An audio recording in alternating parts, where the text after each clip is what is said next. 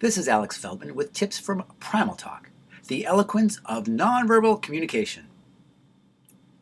Now, I'm going to be talking a little bit about not talking. Just a moment, I'll be doing that.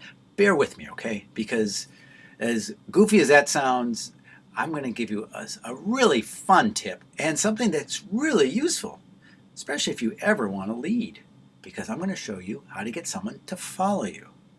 Not on Twitter, but real life.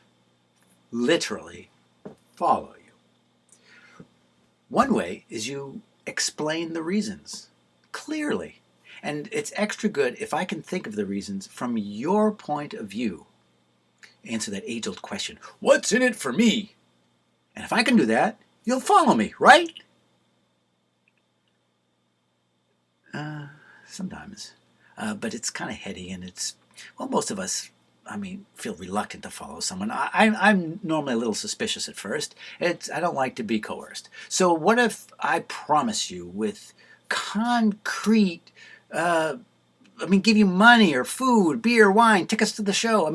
Bribing works better, but this is also kind of insistent and coercive, and it's expensive. So I often like to say that the well-trained mind asks good questions. And the body often has good answers. Not all the time, but more than you think. So what if I just answer this physically? I'm going to ask you to follow me. I'm just going to lean in. I'm going to reach for your hand, or if I can't get your hand, I'll grab your wrist or article of clothing and just hold on and pull you toward me. I've done this before. I've done this at dances. It can work. Is it coercive? Of course. I better have the phone number of a good lawyer. Because if taken wrong, still try it with a friend, because everything is worth exploring. But this is not the best option. Better is to try what I call the proximity principle, which means I just notice my proximity to you. I am on this spot. I've left the spot. It's empty over here. Space abhors a vacuum. So there's a little of an inclination to come in. And I'm not even leaning toward you. I'm actually pulling away from you. And this is subtle, but not trivial at all, because I've left the space and I'm withdrawing. And there's a natural tendency among us to just sort of preserve that proximity. All over the world, humans, primates actually, all do this.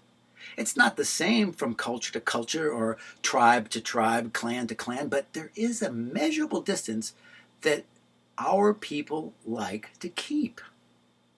And as long as you have some clue about that, it's something that's really worth playing with and just trying it out, doing it in lighthearted moments, in a fun spirit, so that it becomes kind of natural. You've probably done this lots of times already and maybe weren't even aware of it. In fact, I'm almost sure you did it without being aware of it. Well, not that you did it, but you weren't trying. And I don't think there's anything wrong with trying a little bit to practice our natural primal talk, because we're not getting the practice we used to. It's always been there, but we're using words more than ever, especially as we're texting, emailing, Twittering, Facebooking. If we just pay attention to this natural language we have, you might be able to get someone to follow you. You'll certainly be able to just have some fun. That's no doubt about that.